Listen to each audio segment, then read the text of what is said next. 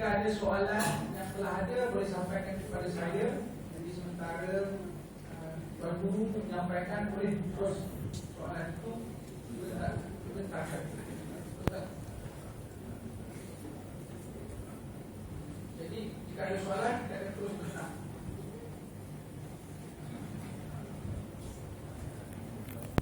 Baik, saya soalan yang ada pada saya ada satu pelajar. Soalan dia di sini berkenaan dengan apa itu ikhlas dari segi bahasa dan istilah.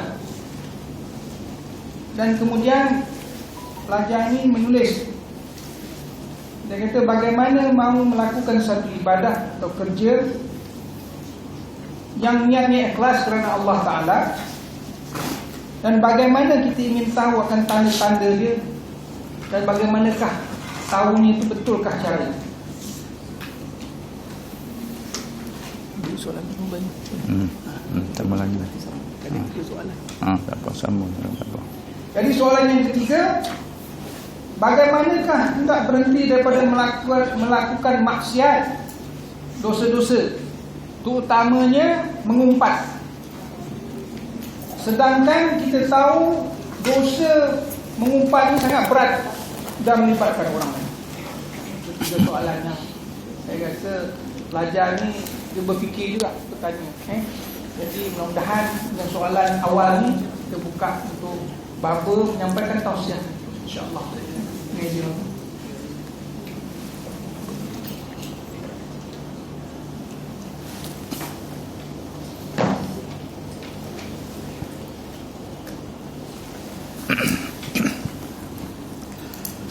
Assalamualaikum warahmatullahi wabarakatuh.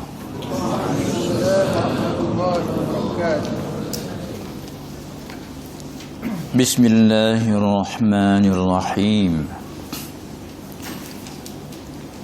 Alhamdulillahi rabbil alamin.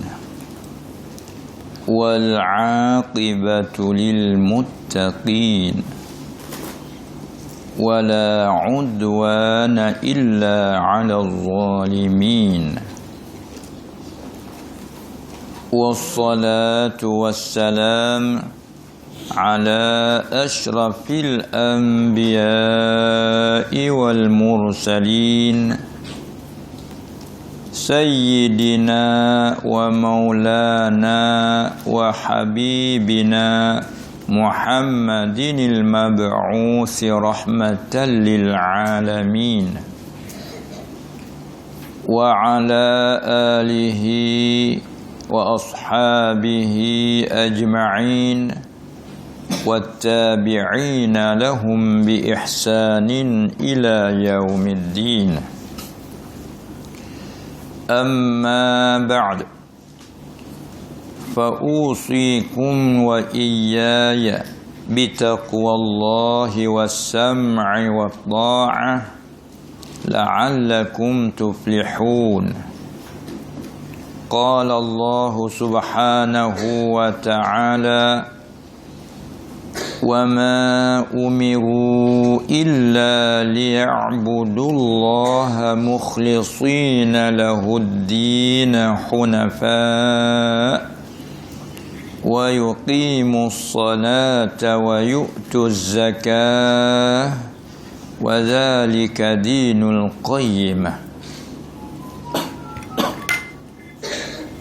قال رسول الله صلى الله عليه وسلم: إنما الأعمال بالنيات وإنما لكل امرئ ما نوى فمن كانت هجرته إلى الله ورسوله فهجرته إلى الله ورسوله ومن كانت هجرته لدنيا يصيبها أو امرأة ينكحها فهجرته إلى ما هاجر إليه. atau kama qala Rasulullah sallallahu alaihi wasallam. Alhamdulillah, pertama kali kita mengucap syukur, memuji Allah Subhanahu wa taala di atas segala limpah kurnianya, nikmatnya yang banyak tak ternilai dan terhingganya. Di samping itu, kita kembalikan kepada nikmat yang terbesar, ialah Allah Subhanahu wa taala menjadikan kita ini salah satu daripada hamba-Nya yang beriman, yang beragama Islam, agama yang telah diakui olehnya dengan firman innad dina 'indallahil Islam. Semua dengan kehendaknya, dengan taufik hidayah darinya, dapat kita memeluki dengan mudah dan senang. Ini daripada taufik hidayah dari Allah Subhanahu wa taala, bukanlah semata-mata kita. Dan ini membetuli dengan akidah yang telah kita berpegang setiap saat dan setiap masa. Beginilah keadaannya. Kemudian sebagai kita binakan di atas akidah yang sahihah, i'tikad pegang kita yang betul dan kena pada wakil, kita juga diminta supaya kita ikhlas. Sebagaimana firman-Nya, wa ma umiru illa liya'budullaha mukhlishina lahuddin hunafa wa yuqimus salah wa yu'tuz zakah wa zalika dinul qayyimah. Kita semua maklum ayat itu boleh dikatakan banyak kita ingat, apalagi penghafal. Kita orang awam pun kebanyakan ingat. Kerana daripada akhir-akhir Quran. Allah berfirman yang berarti wa ma umiru, dan tidaklah disuruhkan mereka itu, wa ma umiru illa liya'budullaha mukhlisin, malaikat bahawa beribadat mereka itu bagi Allah hal keadaan mukhlisin, yang berikhlas semata-mata kerana Allah. Baik. Kemudian mukhlisin, bila kita orang belajar mengaji dalam kaedah, dipanggil mukhlis isim fa'il. Daripada akhlasa yukhlisu, ikhlas. Bagi kita orang mengaji tahulah, apalagi mengaji ilmu saraf, nahwu saraf, kan? Maklum mukhlisin. Maka bila kita terjemah salin bahasa, kebanyakan ambil lafaz Arab dijadikan Melayu, ikhlas, kan? Tidak disuruh mereka itu melainkan bahawa beribadat, bahawa memperhambakan diri, hal keadaan mereka yang ikhlas semata-mata bagi Allah. Hunafa, hal keadaan pula yang cenderung, condong dari yang daripada yang belak kepada yang sebenar. Hunafa al-ma'il, makna yang cenderung dari yang belak kepada yang betul. Tu hanif. Bagaimana kita dah mengaku dalam setiap kita kali baca doa iftitah, wajjahtu wajhiya lillazi fataras samawati wal ard hanifan. Hanif arti cenderung, kita cenderung simpangkan dari yang belok kepada yang benar. Sebab itu kita perlu kepada tahu mana yang belok, zair, mana pula yang al-haq, mana pula al-batil. Kemudian kita kembali kepada asal ikhlas. Bila kita arti kepada bahasa kita, khalasa tu banyak. Cuba kita dengar orang Arab selalu dia sebut khalas. Khalas ni boleh kita arti banyak dan tengok keadaan dalam cakap, terkib kalam kita bercakap tu pada masalah apa. Kalau kita bekerja buat, kita mengaji. Dalam kita dah menulis. Bila ditanya juga, khalas. Kalau kita sudah siap terjawab, khalas. Arti apa situ? Salah kalau tanya bahasa Melayu, sudah siap ataupun belum? Jawab sudah. Khalas juga jawab. Kalau kita berjahit pun begitu juga. Sudah siap. Khalas, jawab dengan khalas. Arti apabila kata sudah siap. Faham arti bahasa bila kata sudah siap.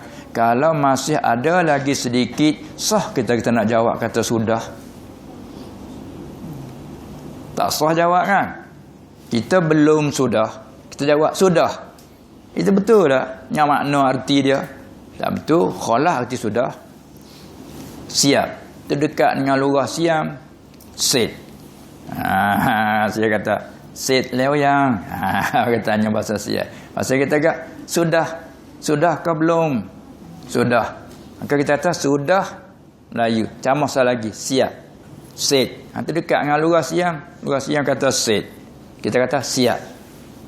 Maka perkataan set, siap. Kalau ada lagi sedikit, tak sah kita nak jawab. Sudah siap?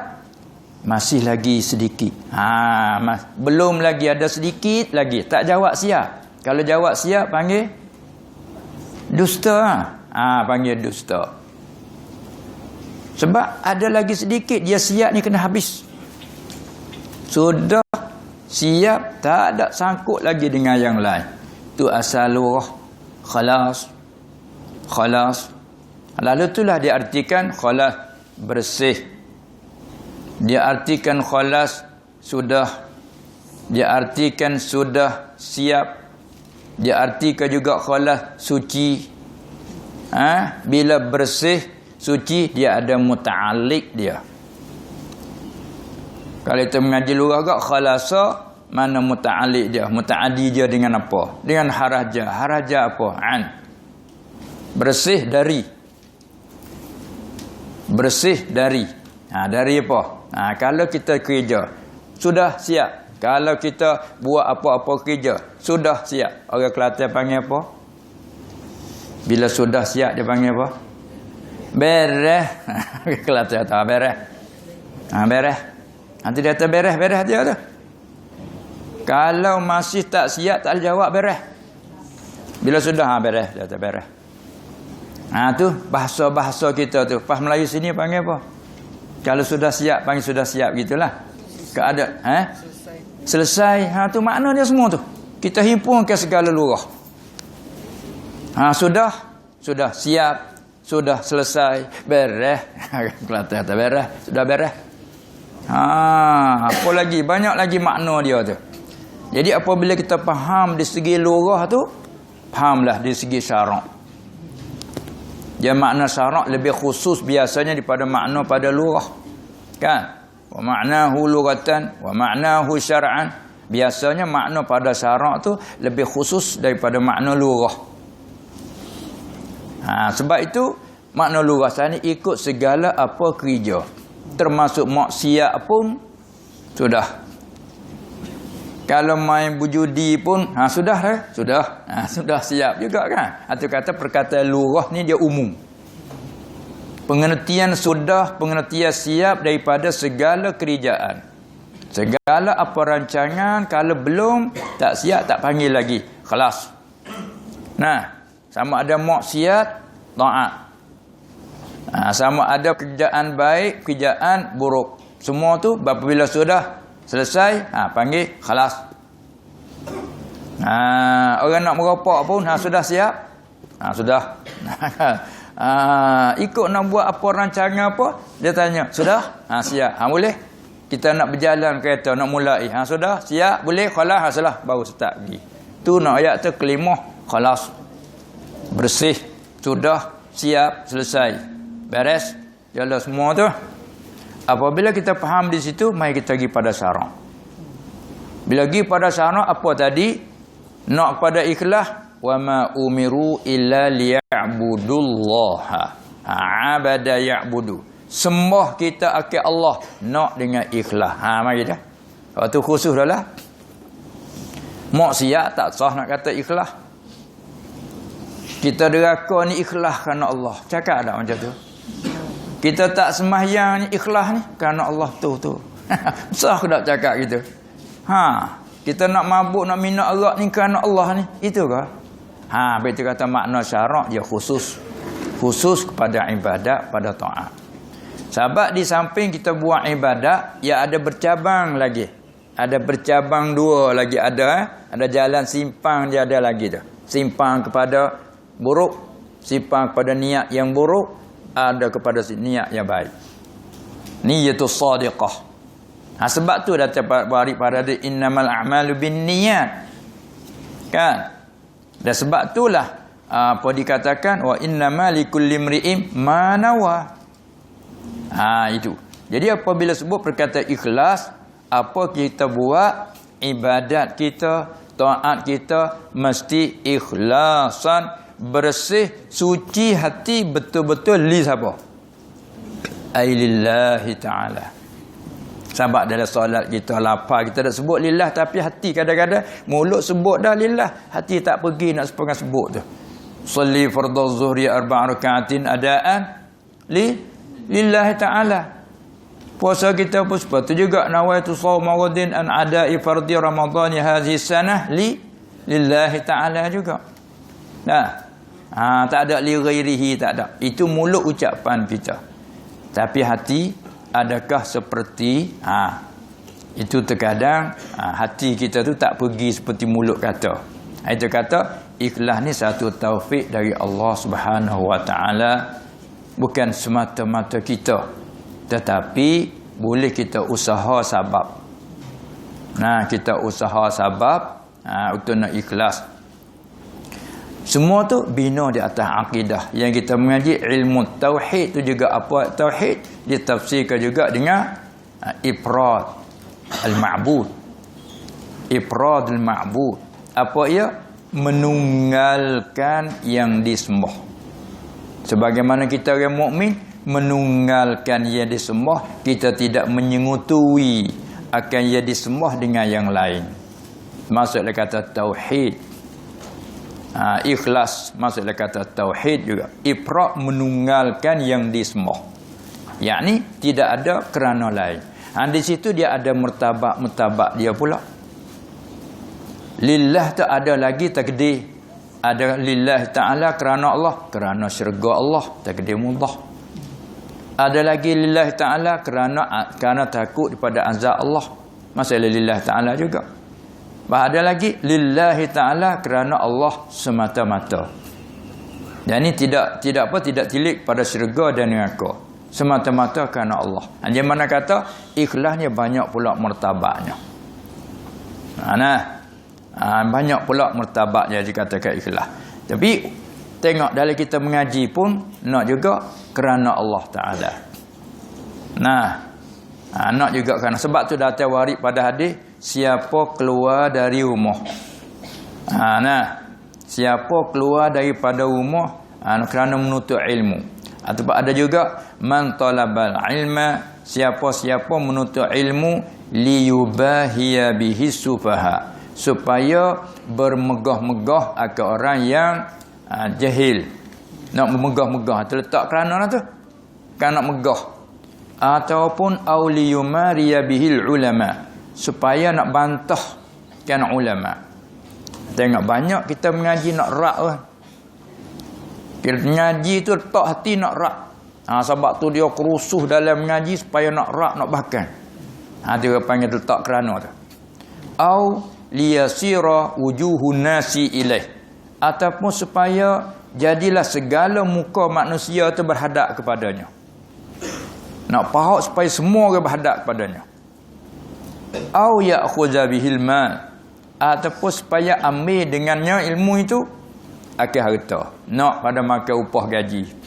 Letak hatinya begitu. Dijawabkan dakhalan nar. Ada mai balarah taukid dakhalan nar. Itu janji. Kecuali taubat. Itu mana kata dalam kita kerja tu menuntut ilmu syarak tapi letak kerana lain tu apa yang salah. Tak ada ikhlas bagi. Sebab itulah bila di akhir-akhir zaman ni banyak kadang kita menuntut ilmu syarak kerana keduniaan tu banyak. Tu lupa ikhlas. Kerana pangkat, kerana kemegahan, itu. Walau kita menuntut ilmu syarak nak kerana apa? Kerana Allah.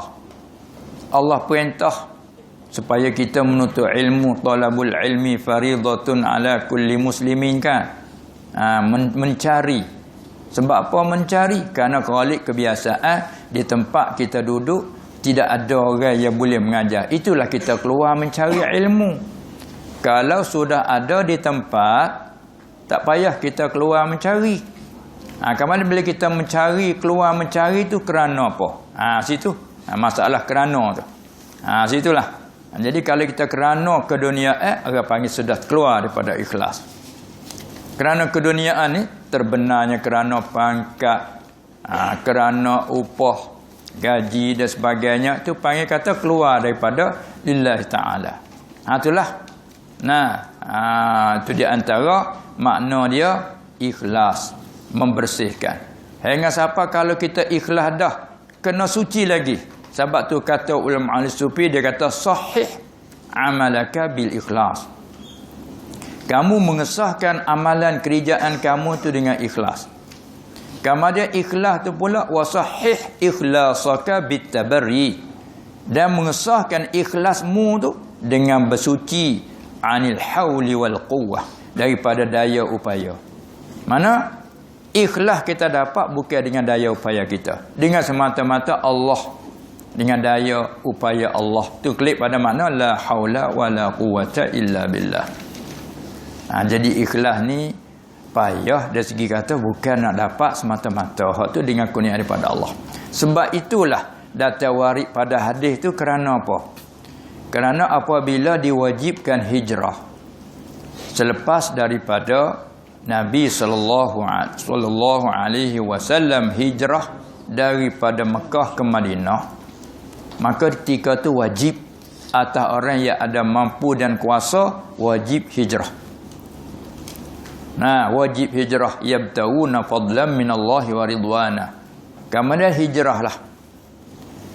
Apabila dalam ramai-ramai berhijrah itu ada satu orang di antaranya seorang sahabat, dia meminang ke seorang perempuan. Maka meminang bukan pekerjaan yang tak dihalalkan, ya halal kan. Apabila meminang seorang perempuan itu di atas azam dia nak berhijrah ke Madinah.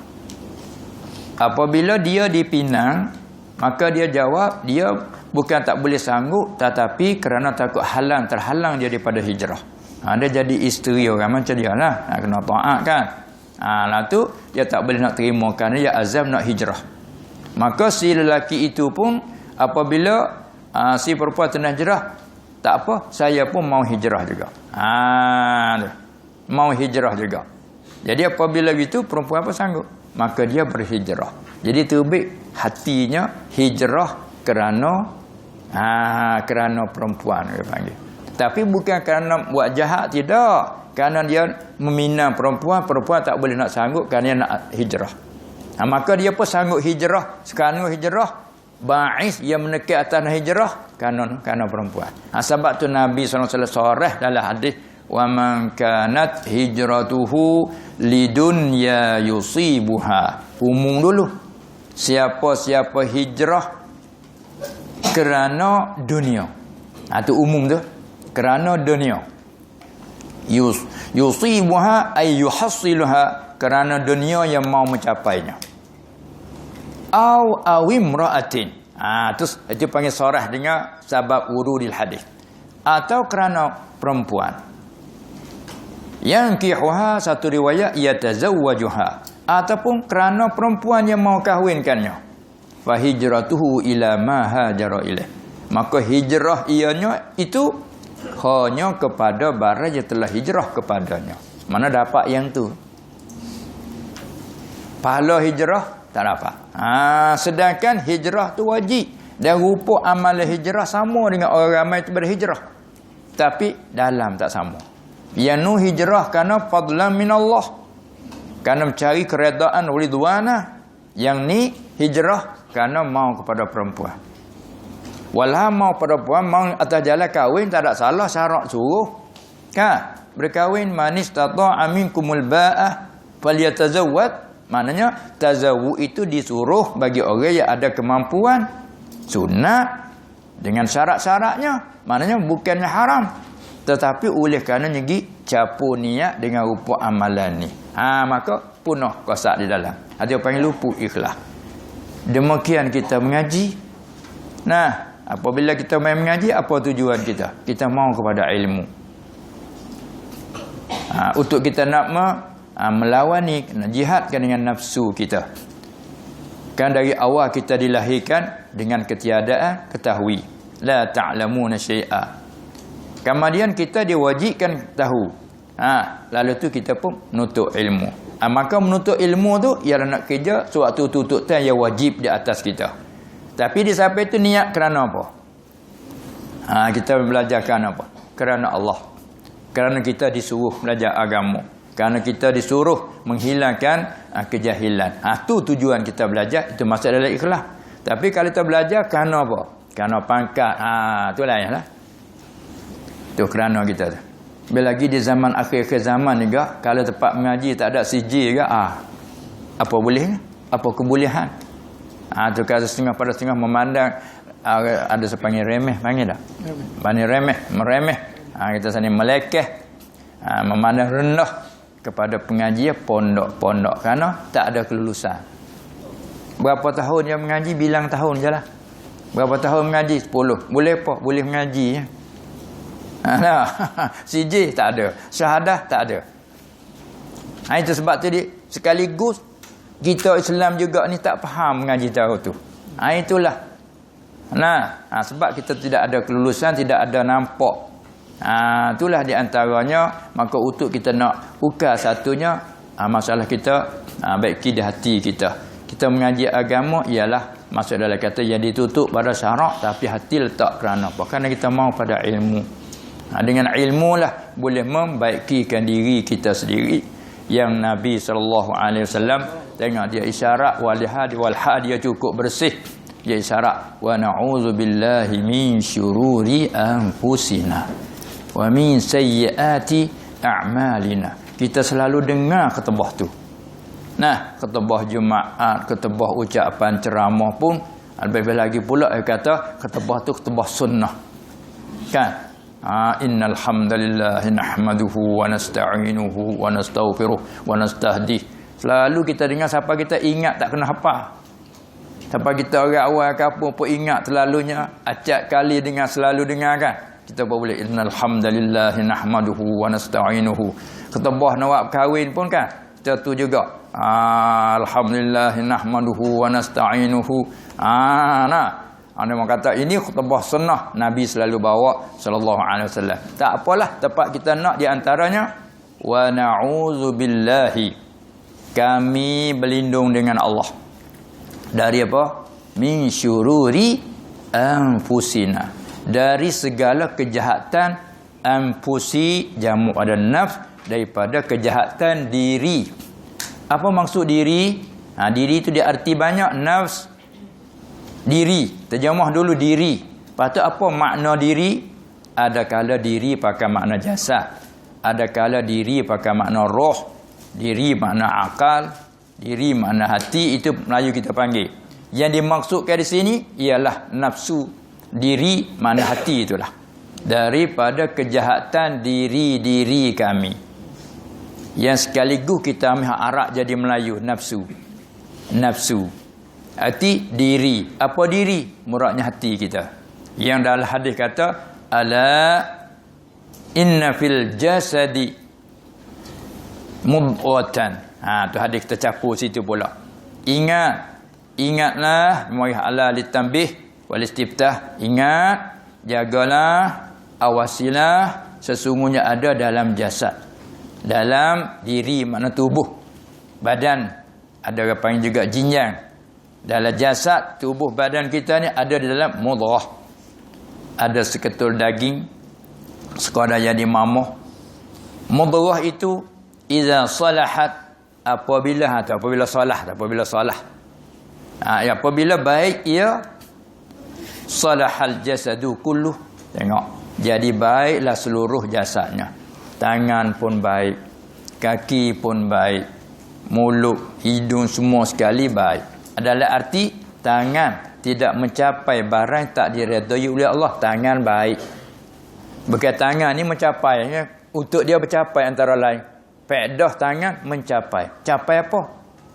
Mencapai barang. Barang apa? Terkadang barang jadi haram apa kita capai. Dengan tangan juga. Curi tak dengan tangan capai. Dengan tangan. Pas nak boleh capai barang jauh dia kena pergi. Bila pergi berlangkah dengan kaki. Berlangkah dengan kaki. Bila pergi, mata lihat, kita tengok orang semua sekali, tangan ambil. Tu mari apa tu? Bila mari daripada hati tak baik, wa iza fasadal jasadu kulluh. Dan apabila rusak mudghah itu, rusak segala jasad. Mana seluruh anggota rusak. Tangan pun capai barang yang diharam. Kaki pun lakah ke tempat tu. Mata pun, telinga pun. Tu. Sebab tu kata apabila rusak yang tu, apa dia seluruh anggota pun rusak. Yang dimaksudkan mudghah tadi apa? Kata Nabi SAW, ala, dia ulang pula ala nak taukid. Ala, ingatlah yang dimaksudkan mudghah tadi, wahiyal qalbu. Dan ialah al-qalbu. Sebab dia main dengan mu'annah, kerana ra'i marji' ilaih. Kan kita mengaji nahu, macam mana wahiyah? Al-qalbu tak muwafaqah. Mengaji nahu kata, macam mana hiya? Dhamir mu'annah, al-qalbu muzakkah. Ini panggil ra'i marji' ilaih. Oleh kerana hiya kembali ke mana? Kembali pada mudghah, makna ra'i marji' ilaih wa hiya. Tapi kerana ra'i khabar wa huwa sah. Dalam mengaji kaedah kan? Kalau kita jemah jawi sama je, hiya huwa. Ia kan? Kalau hiya pun ia, huwa pun ia. Tapi lurah Arab hiya huwa dia ada beza. Lil muzakkar wal muannas kita maklum di sana. Jadi sebab wahiyal qalbu, kerana hiya kembali pada mudghah, dikatakan ra'i marji' ilaih. Walaupun tidak muwafaqah dengan khabarnya. Kerana orang kata ra'i yang ni tak muwafaqah yang nu. Kerana ra'i khabar wa huwal qalbu. Sama muzakkar tapi tepat rajak tak masuknya murji' ilaih pula. Kan? Ala kulli hal sah. Itu dari segi kaedah. Jadi ala wahiyal qalbu. Ingatlah, dan ialah yang dimaksudkan mudghah yang kata tadi seketul daging tadi. Bukan murak jantung itu. Sebab kita faham bila sebut mudghah dalam ni, faham kita jantung tu lah. Dia kata ingat, yang maksudkan ialah al-qalbu.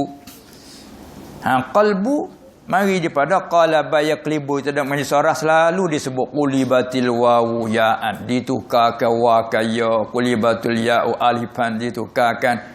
Artinya qalb bertukar-tukar, berbalik-balik, sekali begitu dan kali lain pula. Habis Arab panggil qalb.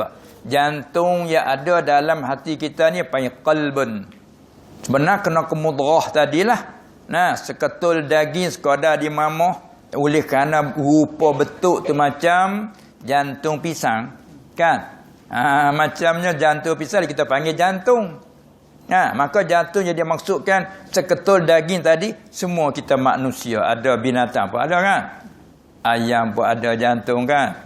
Binatang lembu, kerbau ada jantung. Oleh kerana yang ada dalam dada kita tu rupa dia tu seakan jantung, maka kita panggil jantung. Ada pula kita sambung dua, jantung hati. Bukan hati dengan makna darah yang maklum tu, bukan hati dengan lawan lipa tu. Itu bukan murak, jantung hati. Murak hati, ini kata qalbun tu. Itu dia panggil hati dengan makna roh yang membetuli jantung. Kali ditafsirkan roh, kali ditafsirkan dipanggilkan juga dengan qalbun. Dia panggil qalbun kerana terbalik. Pagi begini, petang lain pula. Nak jadi istiqamah, nak jadi tekun, tamakun, kemahkun, orang petani kata. Nak jadi situ tu, dia kena makan masa lah. Kita mengaji, sebab tu syarat dia kena tulis zaman. Kena lama masa. Kalau mengaji cara baru ni, 4 tahun sekian boleh. Masuk 4 tahun lagi boleh sekalian. Boleh kan? Boleh tu. Tapi ilmu cara mana wallahu alam. Sebab tu mengaji cara apa yang kata secara ulama mengaji tu dia hanya mulazamah guru. Mulazamah guru, bertalaqi guru, berhalaqah dengan guru, ambil tabarruk, ambil manfaat, taat, patuh pada guru, hormat kepada guru. Itu kita dapat ilmu barakah. Tuli zaman. Itu ikut mampuan kita lah. Yang paling pentingnya lama masa. Tidak letak pada sekian boleh sekian, sekian boleh sekian. Tidak. Karena kebolehan bukan kita yang menentukan. Allah yang memberi. Kita hanya berusaha. Usaha tu ikut jalan. Turut dengan sempurna syarat. Sebab apabila situ serahkan kita kepadanya. Memberi hanya ia. Nah, kita tak pandai nak sukat. Tapi orang sekarang boleh sukat ilmu. Ambil bubuh dalam cupak. Secupak, 2 cupak. Ibarat boleh sukat. Wak sukatan ilmu dipanggil sekarang. Boleh sukat. Ni tasbih ke ilmu macam apa kita panggil? Gula boleh sukat. Macam beras boleh sukat. Ini digunakan bahasa sukatan ilmu. Walau hakiki sebenar Allah yang memberi, tak ada siapa tahu berapa kita nak sukat. Cuma sebagai panggil. Sebagai nak targhib. Itu saja. Sebagai nak targhib, nak menggalakkan si pelajar, nak menggalakkan kanak-kanak di dalam menuntut ilmu, kita beri sukatan. Dengan itulah cara kita didikkan kanak-kanak, kita berikan apa dia hadiah kepadanya. Kita berikan apa markah untuk buat sementara dia tu kemesraan mengaji. Bila dia berserah situ, dia tak ada mau dah kepada yang tu, dia mau kepada ilmu. Tapi kalau tak faham, sampai kita tu menekat pun tak nak lagi kepada itu dia. Itulah apa yang kata, itu apa hati kita dah terlari pada keduniaan tu banyak.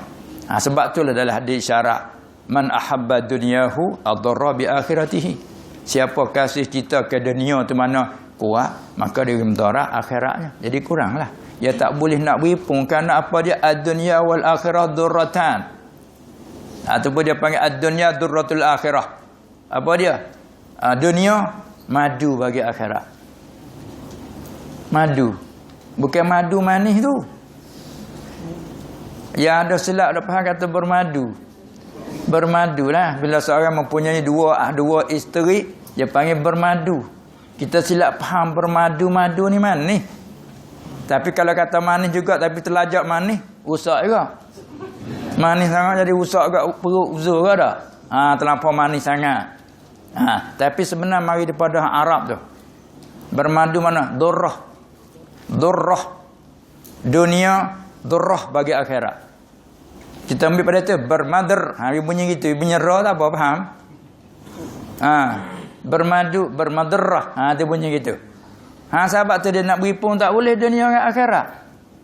Yang pertama, yang kedua, betikan bayang. Orang panggil petani kata, betikan bayang sebut tak dengar dah.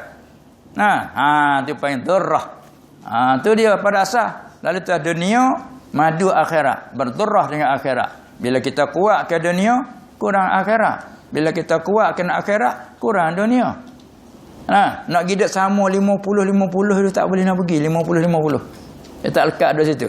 Dia kena 55 sekurang-kurangnya. 55 yang tinggal lagi 45. Kalau yang ni 60%, bagi lagi 40. Kalau 60% ke dunia, tinggal lagi 40 akhirat. Apa lagi 90 dunia, 10 yang tinggal akhirat. Dia nak berimpun tak boleh. Dia nak beri pun sama dia tak boleh. Dia kena lebih satu, kurang yang satu lagi. Maka di situlah yang kita dah jadi masalah ikhlas yang nak menekat yang tu. Bila orang ada ikhlas, dia boleh nekat hati dia tu kuat pada tu. Dia kuat sepenuh maris, penuh sampai ke 100%, semua hak dunia, rupa dunia dia jadi akhirat habis.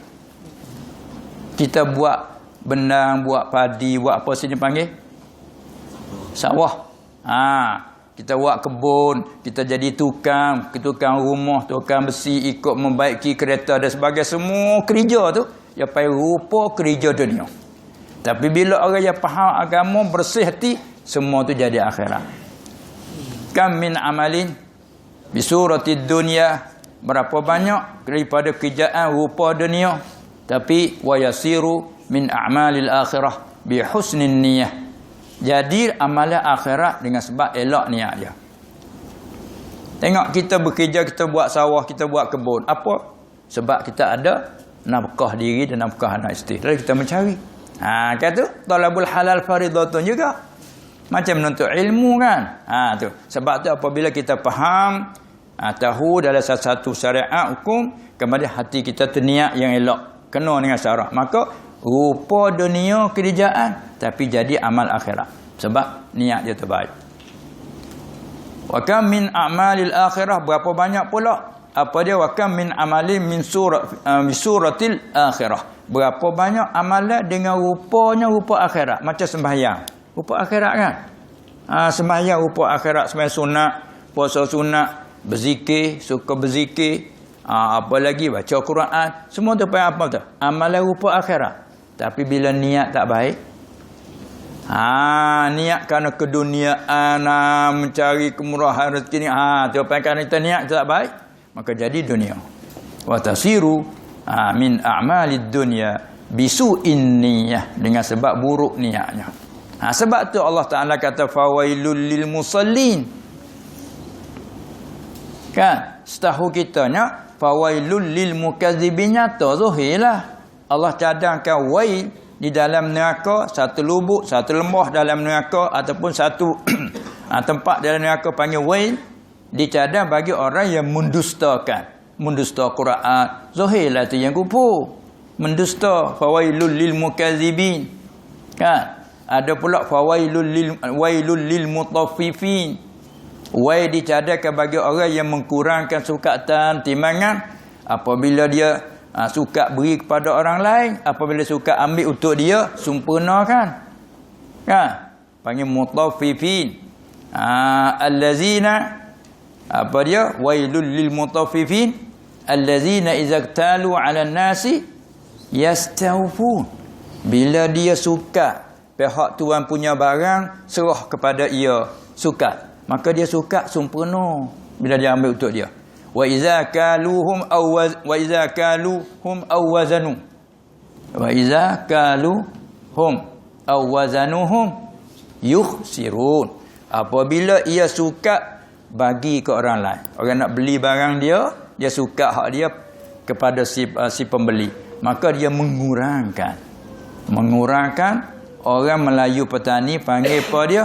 Kalau mengurang pada bab timbangan, orang Melayu petani panggil makan kilo. Makan kilo. Tu balarah. Seolah-olah ambil kilo makan. Orang petani panggil orang makan kilo. Kalau bab suka pula, menyuka, mengurangkan sukatan, dia panggil makan cupak. Tengok tu balarah tu makan cupak. Siapa hidup kekah makan cupak? Tapi ayat tu kejinya. Bila mengurangkan sukatan, nak 1 kilo, tapi bila timbang tak sampai. Nak secupak, nak jual secupak, tapi bila timbang, bila suka tak sampai secupak. Orang Melayu panggil makan mata cupak. Makan cupak, makan mata kilo. Allah, kejinya makan kilo ke tak makan kilo kan. Tapi kejinya. Tu dalam Quran sebut macam tu. Wailul lil mutaffifin. Tapi kita dengar kalimah Arab tu elok bunyinya. Mutaffifin, tak sedap dengar. Wailul lil mutaffifin. Tak sedap dengar tu, tapi bila arti apa? Orang makan mata kilo. Tu. Allah Taala cadar wail. Kita nampak tak ada musykil kepada orang yang mendustakan akhirat, mendusta Quran, mendustakan nabi-nabi alaihi wassalatu wassalam, cadar neraka. Tak ada musykil pasal dia kufur. Juga orang yang mengurangkan, kita tak ada musykil juga pasal dia tu orang panggil belak, khianat, nipu, ghash. Laisa minna man ghashana falaysa minna. Nampak kata tu belak, khianat.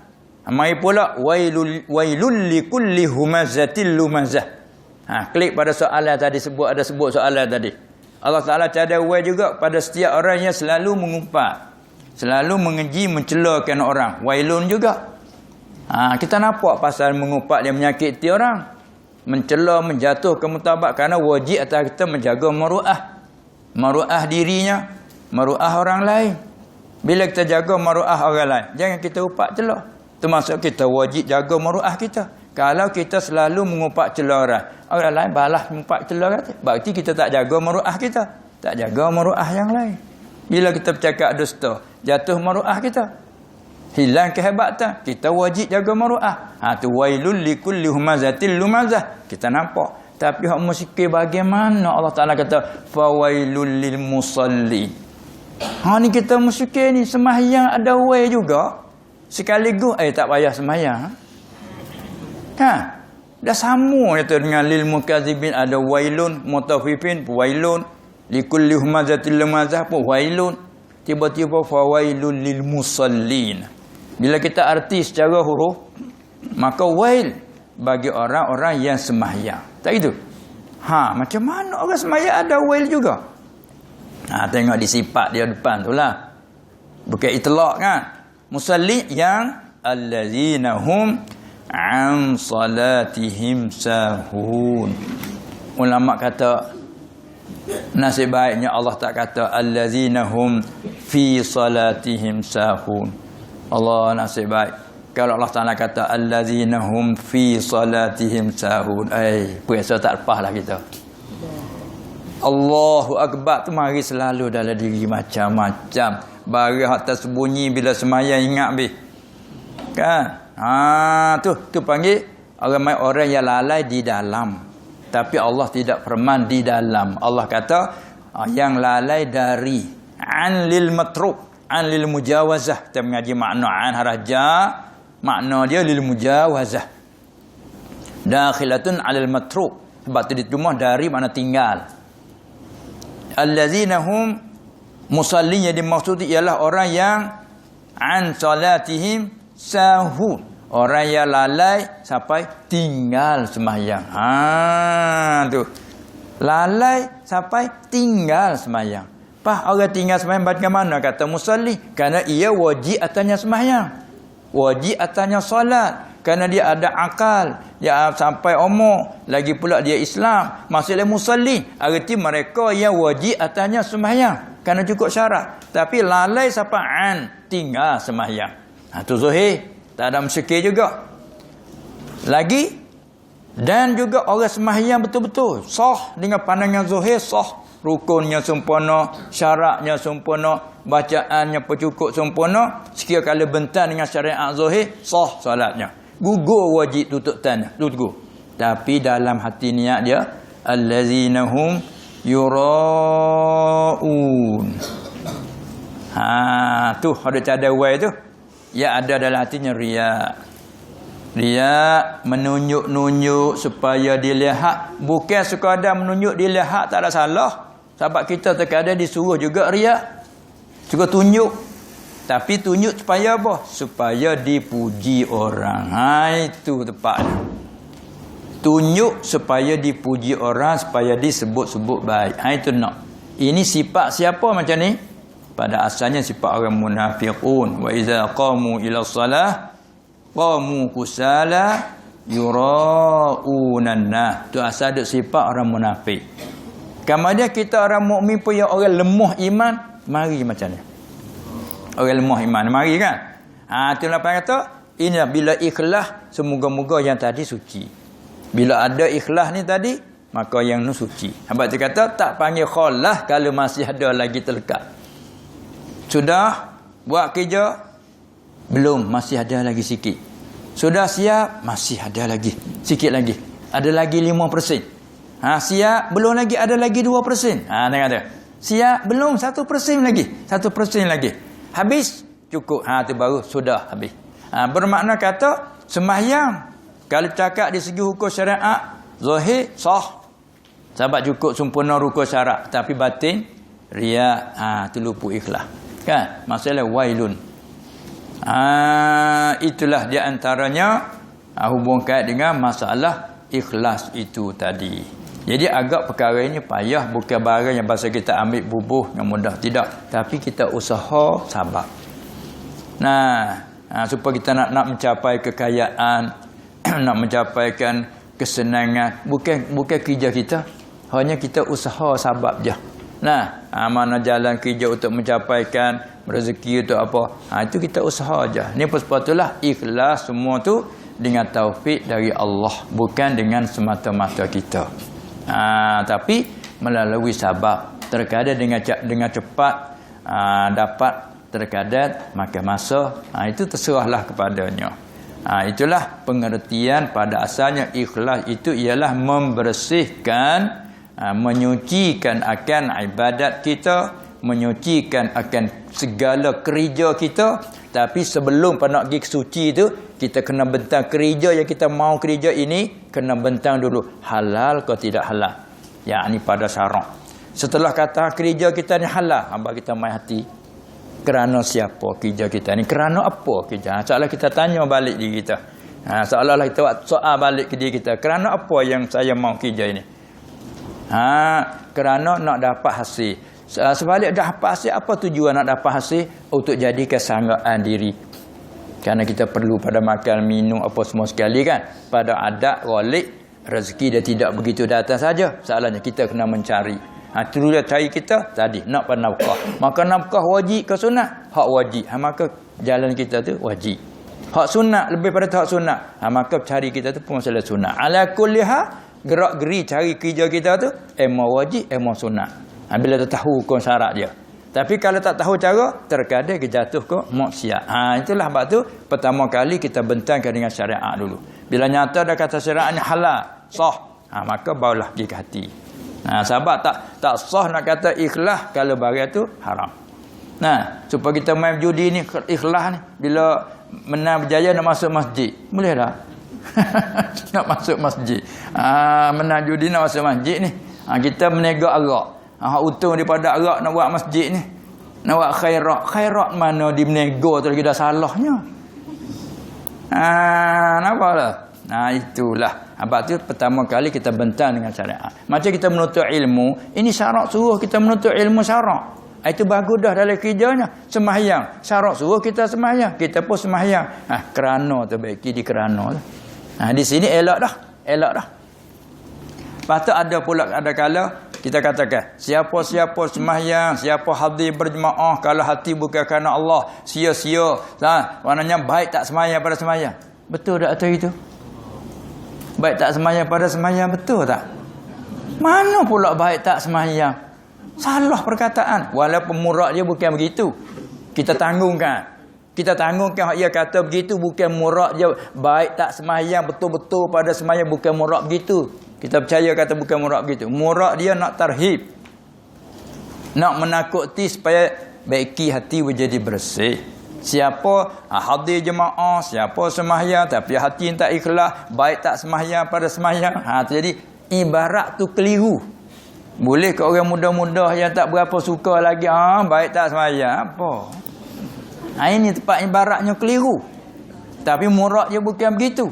Sebab tu seelok jangan kita kata begitu. Yang kata baik tak sembahyang pada sembahyang. Siapa-siapa hadir sembahyang jemaah kerana lain.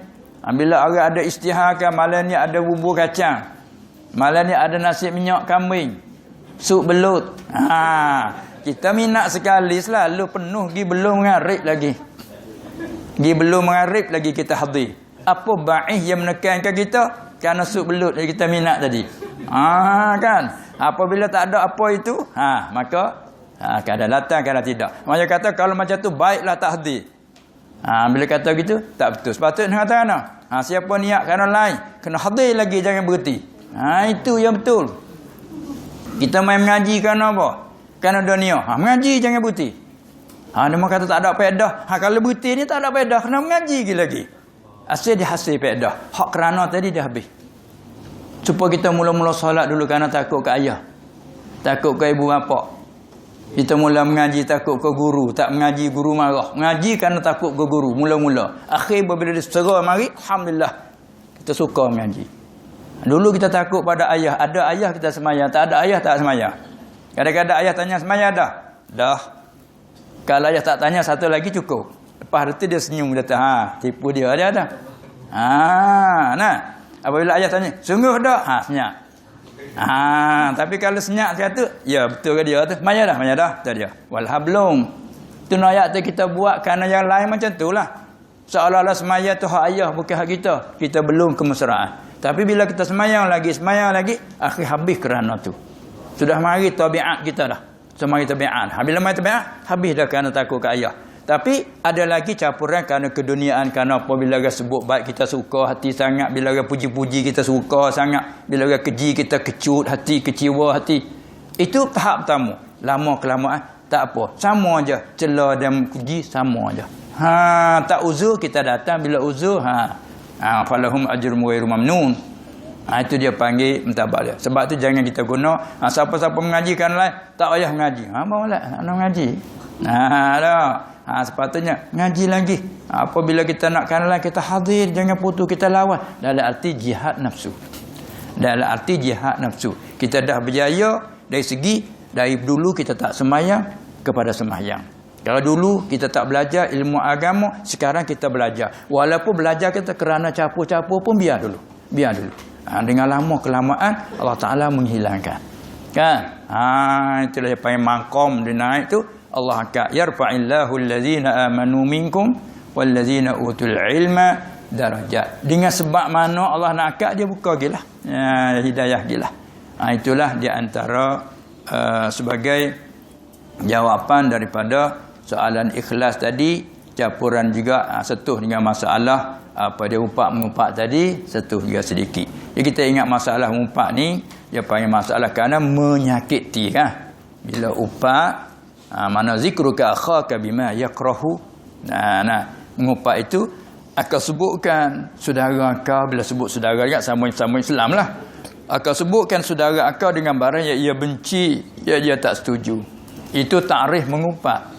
Definisi dia. Sebut akal akan suatu perkara, sebut akal akan saudara akal dengan barang sebutan yang ia benci. Itu maksud dia takrif mengupah. Kemudian hukumnya, hukum terbahagi pada 5. Ada yang harus, ada yang haram, ada yang makruh, ada pula yang wajib, ada pula yang sunat. Itu mengaji hukum dia pula. Saat ini mengaji makna takrif dia. Mengupah, kita sebut ke suatu ke saudara kau barang yang ia benci. Itu panggil mengumpah. Terkadang wajib mengumpah. Allah Ta'ala kata, in ja'akum fasiqum binaba'in fatabayyanu. Ada setengah kira fatasabbatu.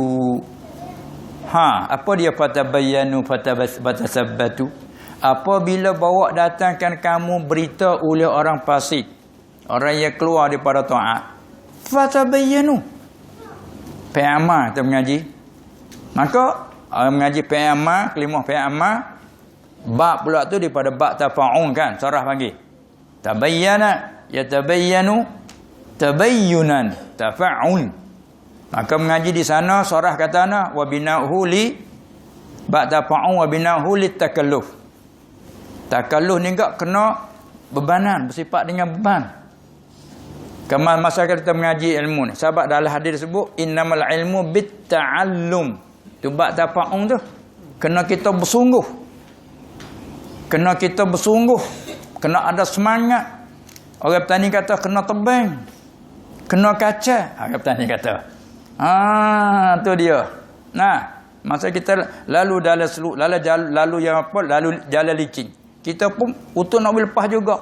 Lalu dengan sabar kita licin pun dengan sabar lepas. Selamat. Tu dia panggil tafa'un. Begitu juga lah ayat ni kata fatabayyanu, makalah sungguh-sungguh cari kenyataan. Maka daripada sinilah ulama hadis dia guna mengumpat. Ulama hadis banyak dia guna mengumpat. Saya pernah ada soal, kamu puak ahli hadis ni banyak guna mengumpat. Imam Ahmad Ibn Hanbal jawab, kalau kami tak guna mengumpat, kamu tak boleh kenal mana hadis yang sahihnya, mana yang saqim, dhaif. Sebab mengumpat ni boleh tahu ni. Apa maksud mengumpat? Begini. Masalah hadis ini siapa rawinya? Ambil dari siapa? Hadasana siapa yang mana? Pas kena mengaji latar belakang orang rawi dia. Tu payah mengumpat. Kena mengaji latar belakang rawi tu. Si rawi ni siapa? Namanya apa? Bin apa? Orang apa mana? Kena tanya. Orang ni macam mana siqah dia? Ia ni kalau dulu orang selalu cakap bohong. Hadis yang dicerita olehnya dhaif. Orang ni dari segi akidahnya lain pada ahli sunnah menyeleweng ni. Kerana tu semua tu sebut perkara yang tak disetujui tu. Seperti dalam pertengkaran masalah. Siapa yang kata? Yang tu kata. Itu siapa? Ini orang berpahaman musyabbihah. Tu panggil sebut macam tu dia benci tak? Tentu dia benci. Dia tak suka. Itu panggil zikruka akhaka bima yakrahu tu mengumpat. Tapi terkadang mengumpat tu wajib. Untuk nak tahu kata ini yang ia cerita tak siqah. Bila tak siqah hadis lalui dia itu dhaif hukumnya. Kena tengok yang lain siapa lagi yang berita, yang menceritakan. Dapat tiap ni hadis ni sahih sebab yang cerita ialah. Di mana kena guna mengumpat tu wajib.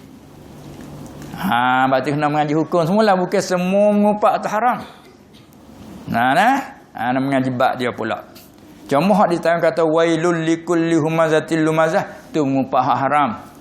Menyakitkan orang semata-mata, bukan kerana agama, bukan kerana disuruh lah. Tak.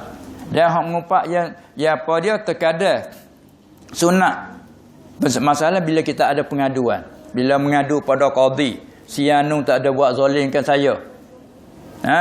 Tanah saya. Apa dia sepadannya di sini, dia himpit ke tanah saya, kita mengadu. Bila mengadu dia tanya cerita, kita pun cerita 1 2 3. Itu semua tu bagi orang yang diadu, yang kena adu itu, dia tak setuju tu. Maka umpat dia. Tapi kena royak hak sebenar, jangan tambah. Wakilnya di perkara begini, ceritakan 1 2 3 4 sekalipun ini benci olehnya. Panggil masuk dia takrif mengumpat. Tapi mesti kena ceritakan apa? Hukum nak mukum kata ini sah tidak sah, haram tak haram, terhati di atas kena cerita. Begitu juga suami isteri bila lagi mengadu. Orang tanya, bagaimana? Suami saya ni, bila 1 2 3, suami saya ini tak sangat saya, suami saya ini, kata gilah. Beristeri 2 pergi lek muda tak balik-balik, kata gilah. Suami marah sekaligus kan. Tapi kena cerita benar supaya Tok Qadi nak panggil mari nak tanya kenyataan ya ke tidak supaya nak jatuh hukuman tu. Itu panggil mengumpat yang terkadang wajib, terkadang sunat, terkadang harus. Itu dia.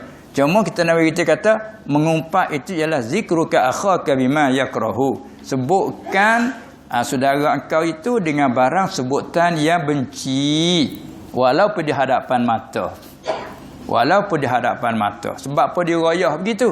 Kerana perkataan mengumpat kita terjemah daripada Arab ribah. Ribah mustaq daripada ghaib. Ghaib ni maknanya di belakang mata lah. Biasa kita duk guna mengumpat ni belakang mata. Bila ada kita sebut baik, bila di belakang kita sebut lain. Terolek begitu.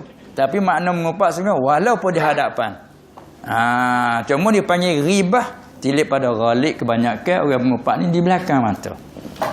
Itulah. Maka ditanggung dalam hadis dak sebut berat salahnya dalam ayat dak sebut sampai ibarat ke orang mengumpat itu ibarat makan daging kan. Dalam ayat apa sebut wala yautab ba'dukum ba'dha. Jangan larang kata la nahi la yautab nahi dia. Tapi tak kalau bertemu dengan ba belakang maka idgham. La wala yautab ba'dukum ba'dha. Jangan upah oleh seorang kamu, setengah kamu akan setengah yang lain. Lepas tu Allah buat soalan dalam bentuk misal. Ayuhibbu ahadukum ay ya'kula lahma akhihi maita? Allah buat soalan. Adakah suka seorang kamu bahawa makan daging saudara hak ada saudara itu yang mati? Suka tak? Kawan kita mati, kita suka lalu ke tak ambil dagingnya makan? Tentu kita jawab tak suka. Allah kata fakarihtumu. Bila tanya suka tak seorang kamu makan daging saudara yang mati? Fakarihtumu. Maka kamu benci nak makan dagingmu tak lalu. Petani kata tak suka makan daging. Maka apa maksud? Mengupak itu ibarat makan daging. Apalagi kita mengupak ni kepada ulama. Itu lagi hebat. Sebab apa? Daging ulama, daging mempunyai racun. Imam Nawawi kata i'lamu anna luhumal ulama luhumum masmumah. Ketahuilah sesungguhnya daging para ulama itu ialah daging yang mempunyai racun, yang beracun. Kita tahu kata air di bubur racun, suka minum dah? Kecuali kita tak tahu kata ada racun. Tapi kalau tahu betul kata air itu sudah dimasukkan racun, tentu kita tak minum. Tidak. Kita curahkan. Tak minum kerana bahaya. Maka dibandingkan daging ulama ini daging yang beracun. Bila daging beracun kita mencelok ulama lebih bahaya pada mencelok orang biasa. Bahkan daging yang ada racun bahaya. Ni nak ayat ni. Nak tarhid jangan kita mencelok ulama. Akhir zaman ini banyak sekali ulama manusia orang macam kita. Ya betul. Orang macam kita lah. Tapi angka ilmu Allah Ta'ala bagi kepada dia tu keberkatan manfaat daripada dia lah. Kerana dia sebagai warasatul anbiya. Maka kita pergi celah dia, tak sama kita celah orang biasa. Sebab dia daging yang beracun. Itu nak ayat tu, kesalahan mengupah. Apabila kita dengar ayat hadis dan kata-kata ulama duk memberatkan masalah mengupah, itu ditanggungkan atas mengupah yang haram. Bila telak, klik situ. Tidak nafikan mengupah ada terkadang wajib. Itulah. Cukup dulu. Lepas tu kalau ada lagi sampai jam berapa macam? 12. Oi. Oh jam 12. Berarti 45 minit lagi lah. Ya. Soalan banyak ni. Tak apalah sekadar. Sekadar 45 minit lagi insya-Allah. Alhamdulillah. Jadi soalan yang seterusnya saya bacakan dulu ya. Ya. Soalannya begini. Dia kata ini bab tauhid. Apakah perbezaan di antara sifat af'al dan sifat zat? Pertama. Yang kedua, apakah hukum serigala? Adakah sama serigala ini dengan anjing atau tidak? Yang ketiga, ulama juga khilaf pada awal yang diciptakan oleh Allah Subhanahu Wa Taala sama ada arash, kalam atau air. Jadi bilakah diciptakannya? Cukup 3 dulu. Kita jawab yang pertama dulu. Apa saat ni soal yang pertama itu? Apakah beza Sifat af'al? Ya. Apakah beza sifat af'al dan sifat zat? Di sini bahajak pada kita kena faham zat. Kalau kita misal mudah-mudah sama makhluk lah. Kita misal sama makhluk dulu nah. Zat kita misal mudah-mudah diri. Pada asalnya ta'rif zat tu ialah maqama bi nafsihi. Barang yang ada dengan bawa diri sendiri. Kita dia panggil barang yang berdiri ia dengan sendirinya. Kalau tu bahasa kita dia terjemah daripada Arab, zat itu maqama bi nafsihi. Barang yang berdiri ia dengan sendirinya. Apa maksud? Yani barang yang ada ia dengan cara sendiri. Yakni cara sendiri dengan mana? Tidak ada dia tu di yang lain. Untuk kita nak erti binafsi, kita kena mengerti sifat baru mudah faham. Ada pun sifat maqama bi ghairihi. Salin situ. Zat maqama bi nafsihi. Barang yang berdiri, yakni barang yang ada ia dengan bawa diri sendiri. Ada terjemah bawa diri sendiri. Tak faham bagaimana bawa diri sendiri, main faham di sifat. Sifat-sifat maqama bi ghairihi. Barang yang berdiri di yang lain. Dengan kita ambil satu dah. Barang yang berdiri ia dengan yang lain, barang yang berdiri ia di yang lain. Sama ada berdiri itu reti atau apa betul reti ataupun betul ada. Ni kena tolong dengan misal lah. Contohlah yang kita misal ni macam ni botol air. Botol tak panggil jebu. Botol ke panggil apa? Botol. Botol air kita sana panggil botol, panggil jebu panggil. Asal daripada kaca kan. Dan sekarang ada plastik. Ni misal botol ini dan di dalamnya ada air. Dengan kita faham takrif tadi, definisi dia tadi, zat maqama bi nafsih, barang yang ada dengan bawa diri sendiri. Gelas, panggil gelas tak? Cawan ke apa? Gelas, macam orang putih ya, gelas. Kita panggil gelas. Gelas, botol. Ini termasuk dalam takrif tadi zat. Botol juga masalah takrif zat. Di dalam botol air, dalam botol ini ada air. Air juga masalah takrif zat tadi. Zat. Kemudian di botol dia air di gelas ini mana sifatnya? Tudung ini mempunyai warna apa ni? Hijau.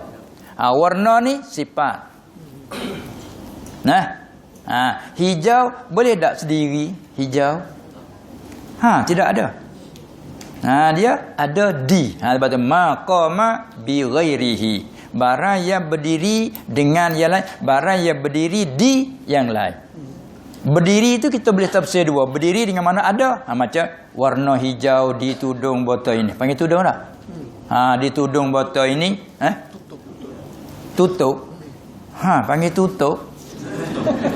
Penuh. Kalau penutup ya. Tutup ni masdar. Ambil ni. Tutup. Masdar. Apa? Tutup dengan apa? Dengan penutup ni penutup ni lah kita orang petani panggil penudung, tapi terkadang buat apa jadi tudung saja. Tu bahasa kan? Ni maka diri tudung penutup ini masalah zat. Juga jebul botol ini zat, gelas juga zat. Dalamnya ada air juga zat. Maka bila tudung ini bersifat dengan warna hijau. Hijau ni panggil sifat. Inilah yang ada di zat tudung itu. Air juga, air ni juga zat. Di air ni kalau segi rasa apa di segi air ni? Tawar. Tawar ni sifat. Menumpangnya di air itu. Lagi pula dari segi sentuhan, bila kita sentuh air ni, sentuhnya sejuk ke panas? Sejuk. Sejuk tu juga sifat. Ataupun panas.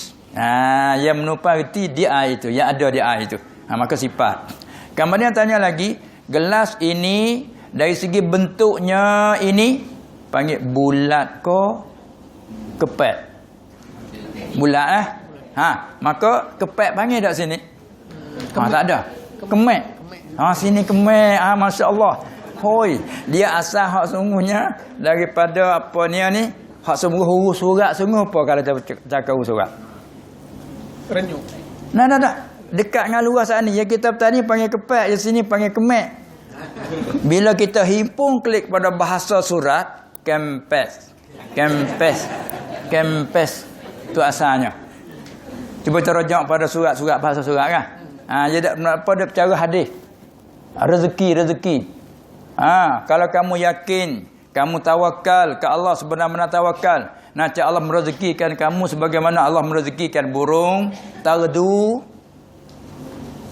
khimasan wa taruhu bitan. Apa dia panggil berpagi-pagi kempes. Bahasa surat panggil kempes biangnya, perutnya. Berpetang-petang ia buncit. Buncit, ada panggil bucik, ada panggil bocek. Itulah je. Nak tepat nak bahasanya betul kempes. Itulah tubik mari orang petani panggil kepek. Orang sini kata kemek. Tu dia. Tu bahasa tu.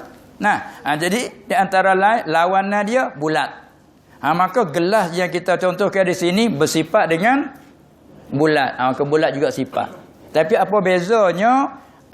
Gelas ini juga kita sentuh rasa sejuk gelas ini. Pasal air sejuk dalam kita sentuh rasa sejuk. Maka sejuk ni juga sifat bagi gelas ini. Bulat juga sifat gelas ini. Apa beza antara bulat dengan sejuk itu? Sejuk ini sifat wujudiyah. Sifat ia bahasa ada. Sejuk siapa kita boleh sentuh. Dapat dengan salah satu panca indera sentuh.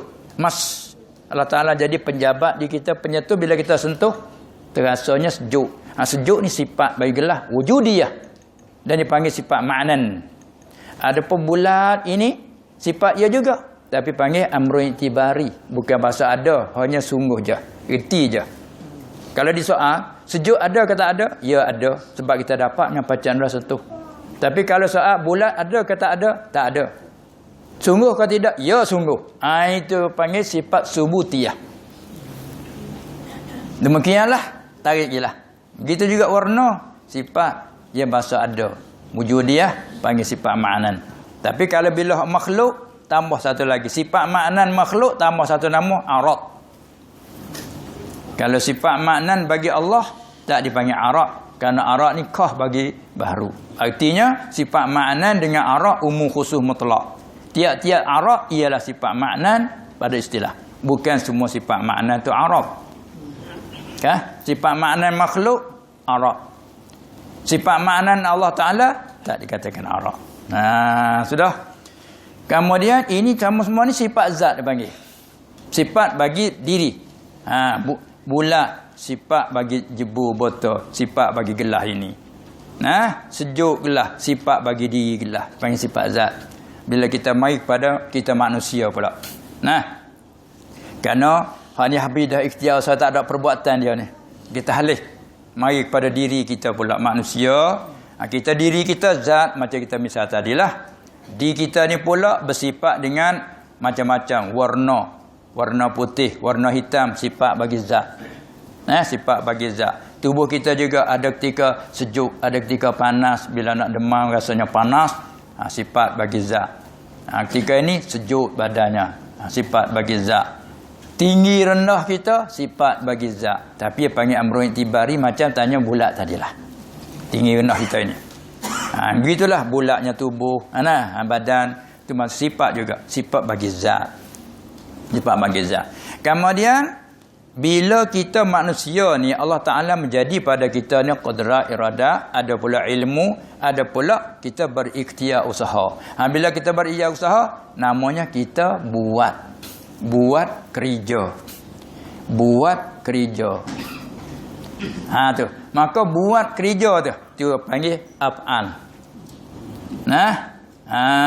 Kalau kita ibarat daripada ta'alluq qudrat. Dia panggil sifat af'al.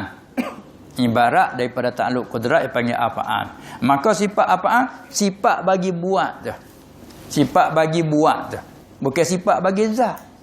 Buat bila ni? Dia tanya.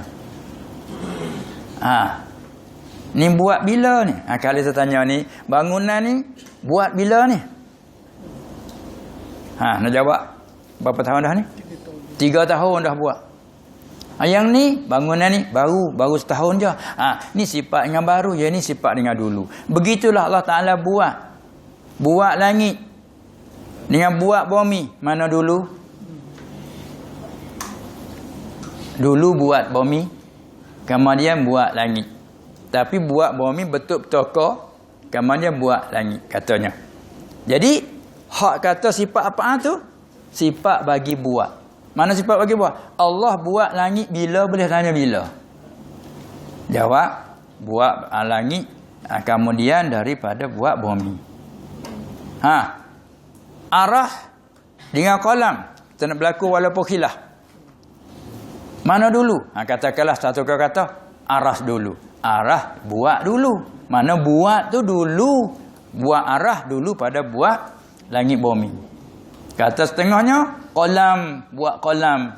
Jadi waktu khilaf. Dia panggil min furu'il aqaid. Bukan usulul aqaid, furu'ul aqaid.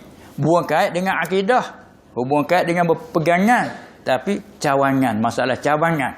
Sebab tu dikhilaf tu. Ada yang kata aras dulu, ada yang kata kolam dulu, ada yang kata air, macam-macam tu. Ada yang kata Nur Muhammad sallallahu alaihi wasallam. Maka di sisi ahli hakikah awal yang dijadikan Nur Nabi Muhammad sallallahu alaihi wasallam. Ada pada khilaf arah ke air ke kolam, kemudian daripada jadikan Nur Nabi Muhammad. Sebab itulah dalam berjanji di mari selawat tu. Wa usalli wa usallimu ala nuril mausufi bit taqaddumi wal awwaliyah. Dialah disifatkan yang awal sekali. Tu dia. Patut yang kata arah awal nisbah. Awal dia nisbah dengan langit bumi. Dia awal. Dia panggil apa dia? Ibtida' idhafi. Hakiki ibtida' sekali Nur Nabi Muhammad sallallahu alaihi wasallam. Maka tak ada jadi berlawanan lah. Tapi kalau kita tak faham, terjawab, mana Allah Ta'ala menjadi dulu, arah langit bumi mana dulu, wallahu alam, tak tahu tanya orang lain. Senang tu jawab antara bahasa. Senang tu. No.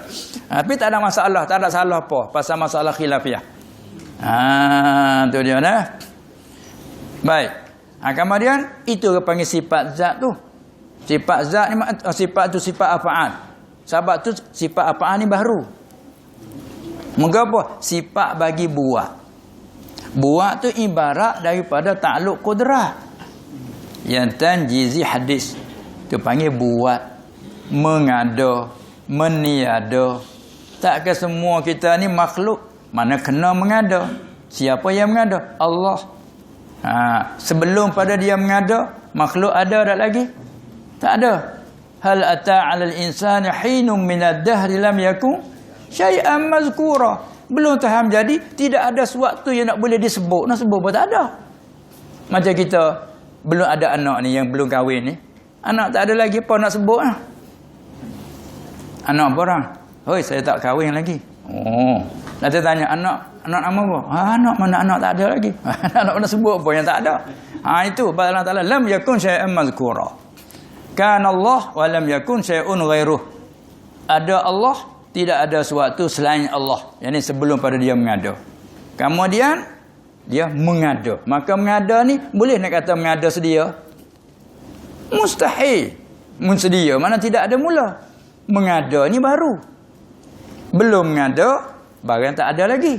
Kan? Adam azali tak ada. Sampai masa Allah mengada. Adalah. Jadi baru je adalah makhluk. Sampai tak alam baharu. Mula dia Allah mengada, baru ada. Maka mengada ni apa? Mengada dia panggil fi'il, buat. Allah buat. Tu fi'il. Bila cakap dengan jamak af'al. Af'al jamak ada fa'lun di segi lugah. Apa fa'lun? Buat. Apa buat? Ibarat daripada mengada atau meniada. Gak mengada meniada ni apa? Ta'alluq qudrat. Tanjiz hadis panggil. Maka mengada dia panggil mengada bila? Baru je. Sebab dia kata sifat af'al tu baru. Kerana sifat bagi buat. Buat tak tahu nak sedia. Adapun zat Allah qadim. Bila zat Allah qadim, sifat bagi zat qadim lah. Siapa kata zat tu bersifat dengan sifat baru tu kufur, bukan haram, kecuali orang tak tahu, maaf ke dia. Dia tahu dah, janganlah. Zat Allah qadim, wujud dia qadim, tu sifat zat. Qidam salahlah. Bersalahan dia qadim, sifat bagi zat. Esa dia qadim. Apa qadim? Esa Allah sedia. Kalau tanya, Allah kita yakin dah ada sedia, dengan mana tidak ada permulaan. Kemudian Allah berapa? Se Allah bila? Sedia, tidak ada permulaan. Kalau kita intikad kata se Allah tu baru, bermakna dulu banyaklah Tuhan. Baru dia tinggal se. Gitu. Baca kata se tu qadim. Kan? Allah bersifat dengan kudrat. Bila? Sedia. Bukan kata baru bersifat dengan kudrat. Kalau baru sifat kudrat dulu lemah. Baru je kuasa Allah ni. Supaya kita dulu kita tak ada sifat Allah Ta'ala menjadi kita, tak ada lagi pendengar, tak ada lagi pelihat. Sebab Allah Ta'ala kata wa ja'ala lakumus sam'a. Wa ja'ala lakumus sam'a wal absara wal af'idata qalilan ma tashkurun. Bila mula-mula kita lahir, tak ada lagi sifat pendengar. Dan Allah menjadilah untuk kamu sifat pendengar, yang boleh mendengar, sifat pelihat, yang boleh melihat. Belum pada Allah Ta'ala menjadi, tak ada lagi. Ada pun Allah bersifat dengan sama' dan basat bila? Sedia. Wa huwas sami'ul basir. Dia panggil sifat bagi zat semua tu qadim. Bila kita faham sifat zat, faham sifat apa? Faham ni mana sifat bagi buat. Buat ia kena baru. Ada dulu kemudian, dulu dan kemudian. Panggil taqaddum ta'akhur. Tu sifat bagi buat. Dengan itu bila kita pergi pada bercakap istawan, istawan sifat zat ke sifat apa? Situ dia bercara tu. Itu dia bercara tu. Kalau atas kata sifat zat, istawa alal ard, maknanya sifat istiwa tu sifat bagi zat qadim. Qadim dah zat qadim. Istiwa qadim. Sahabat dia kata az-zahir bukan murak tu. Kalau lagi pasal mana duduk, tu panggil kata keliru dah lah. Kalau sifat bagi zat, apa arti? Duduk atas arah. Maka arah qadim juga ke mana? Ada tanya. Baru. Tu kalau belum ada arah, duduk atas apa katanya? Dah sifat zat dia qadim, bukan baru je duduk. Apa dia kata? Bukan makna itu. Istawa bukan makna jalasa. Lurah tak ada istawa dengan makna jalasa arti duduk. Duduk ni kita duduk semua ni kita ni lah. Ya duduklah kita ni. Matahari kita bangun. Bangun duduk. Tu makhluk sifat baru. Bila kita nisbah pada Allah Ta'ala, Allah istawa. Allah kata istawa, kita gibuh arti duduk. Tu arti duduk ni mana? Kita mengaji Arab sama Arab dulu. di segi lugah. Istawa bermakna jalasa. Baru kita terjemah.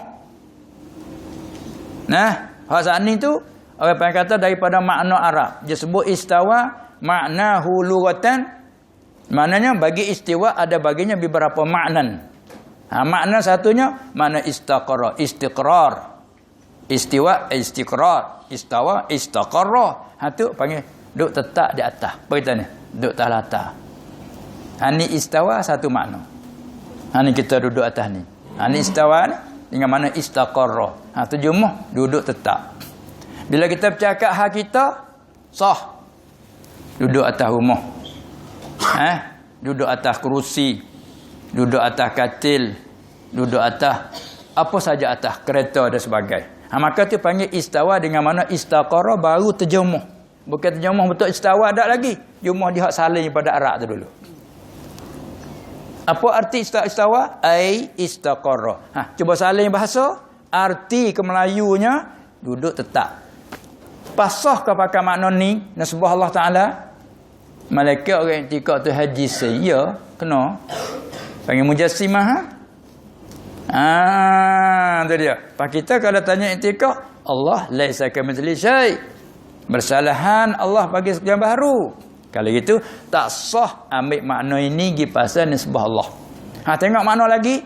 Istawa tafsir juga ai jalasa. Jalasa duduk, gu bangun. Bangun, tidur, duduk. Berjalan. Tu sifat tu juga terjemah duduk. Sah ke tak pergi pasal pandang Allah Ta'ala sifat dengan duduk. Ini sifat baru juga.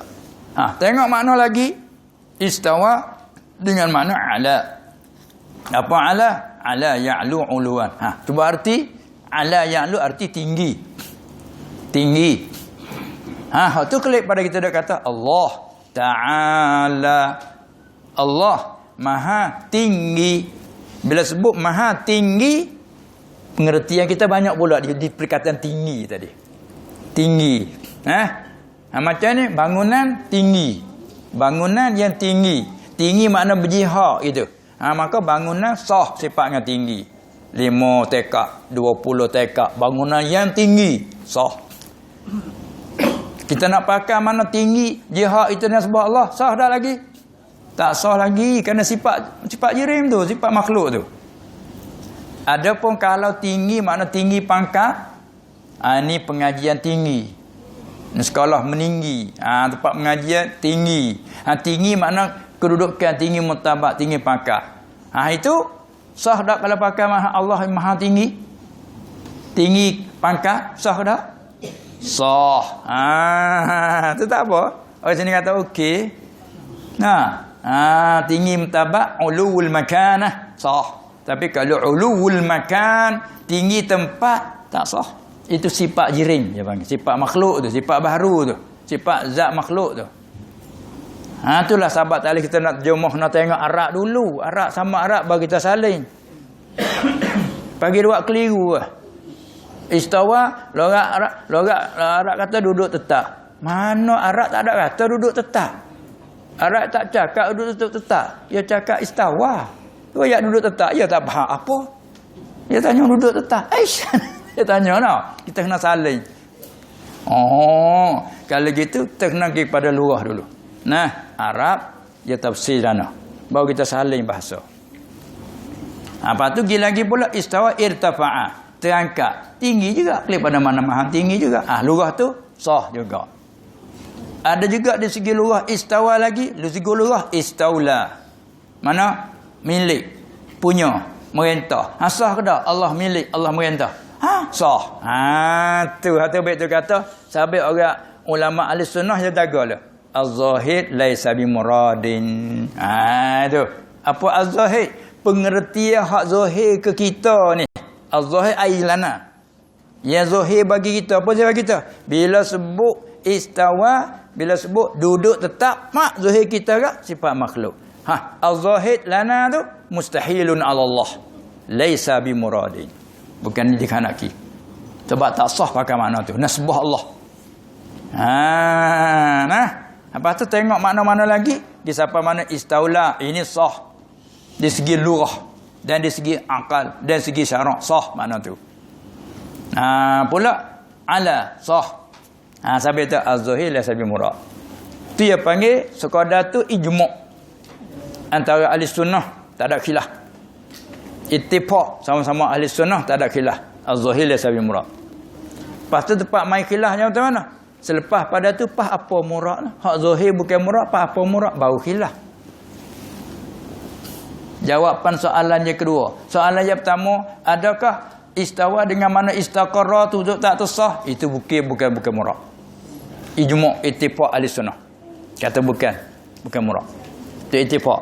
Selepas pada ittifaq, bila yang ni bukan murad, apakah makna yang dikhanaki? Situ tu baik soal khilaf tu.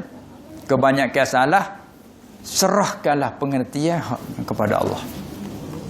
Selepas pada kata yang zahir bukan murad tu, apa murad? Serahkanlah makna murad kepada Allah jua yang tahu. Dia panggil tafwid ba'da tanzih namanya. Tu kebanyakan salaf begitu. Manakala khalaf, muradnya pecah pula tu. Ada setengah, namun satu sifat bagi sifat Allah.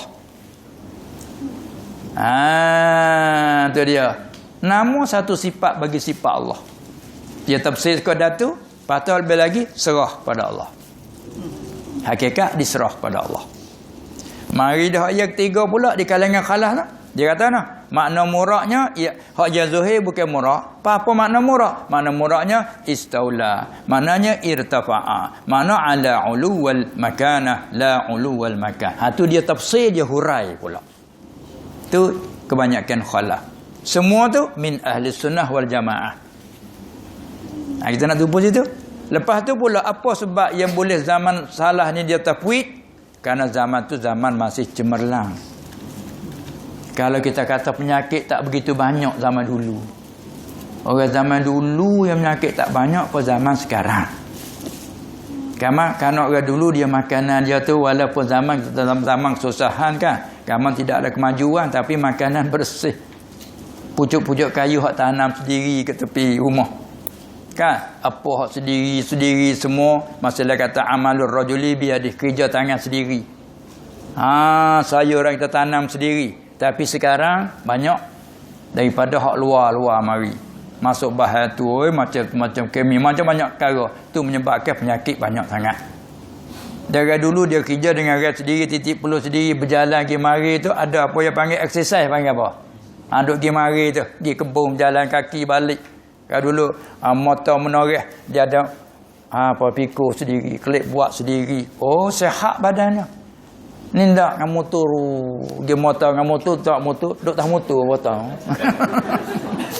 Tak turun dah, noyak tercepat. Tak bukit pada dengan motor sempak beradu metah selalu. Pokok getah kan? Pokok getah tak panggil sini? Pokok getah takut tak sama. Itu noyak tu keadaan dah hari ni. Lepas tu potong pula pakai talak akak dah. Orang beli ke ambil susu di sana. Nanti terima piti duit ya. Itu noyak keadaan dah hari ni. Apa-apa pun berjalan dengan punggung orang panggil.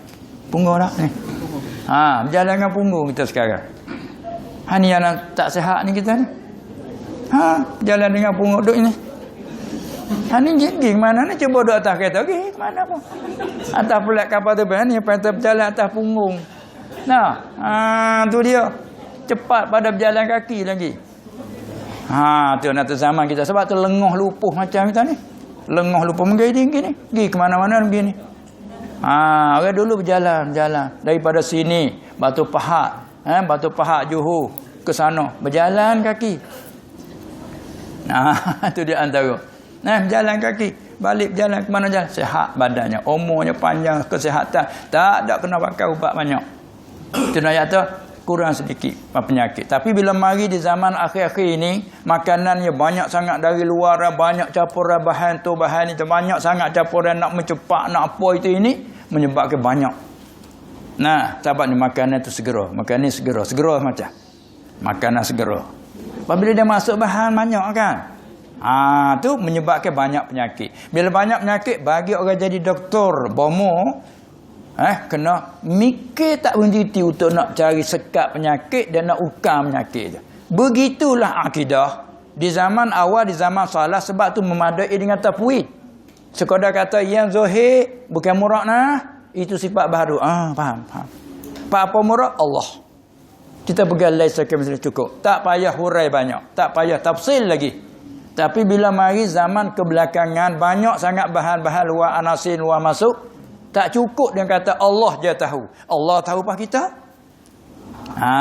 Itulah bahajak pada kena tafsil. Yang dikandaki begini, bila sebut tangan Allah, muradnya kuasa. Wallazi nafsi biyadih, demi Tuhan yang diri aku, kata Nabi sallallahu alaihi wasallam, di kudratnya. Apa di tangannya? Di kudratnya. Tapi kalau untuk zaman tu di tangannya, hak yang zahir bukan murad. Jangan mana anggota bukan murad. Sebab ini makhluk baru. Allah laisa kamitslihi cukup.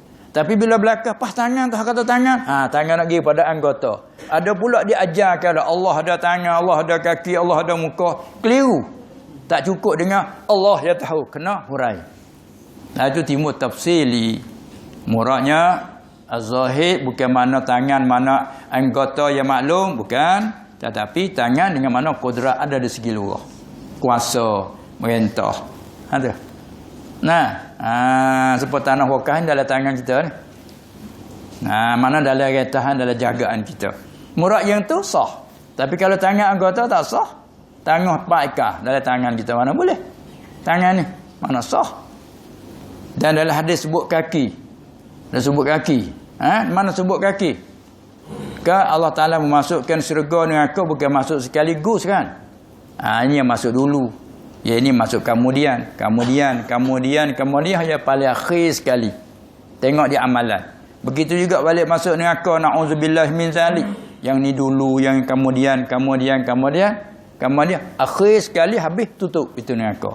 Maka belum pada sampai hak akhir tu, dia panggil kata neraka luah masih lega, orang petani kata.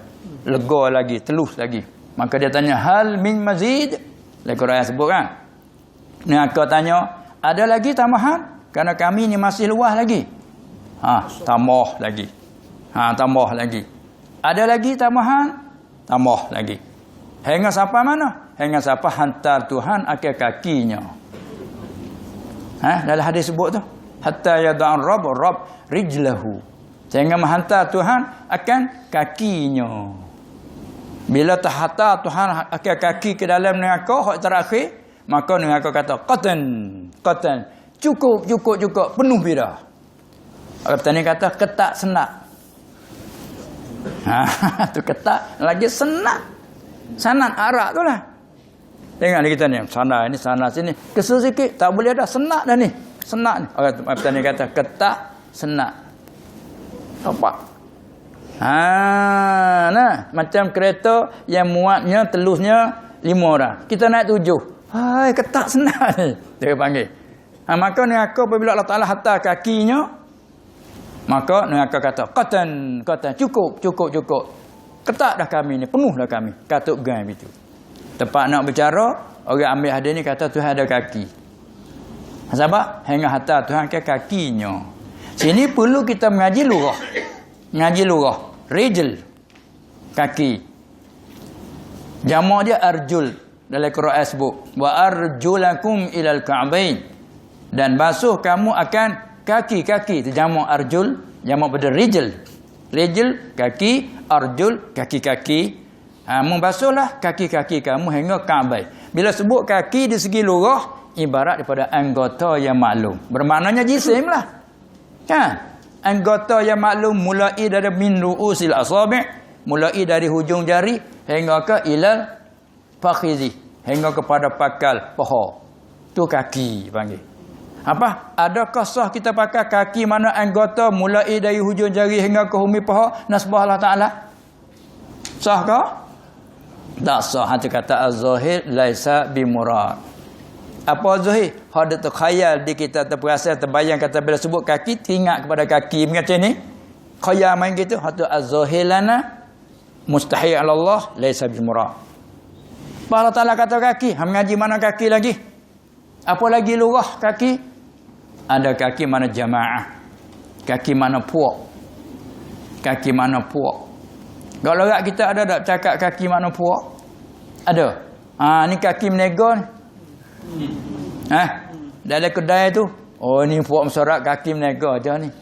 Oh, jadi orang tak ada berniaga, kaki hidup berniaga. Dia tak faham sangat bahasa. Jadi orang tak ada berniaga, kaki berniaga, kerak-kerak atas kaki berniaga.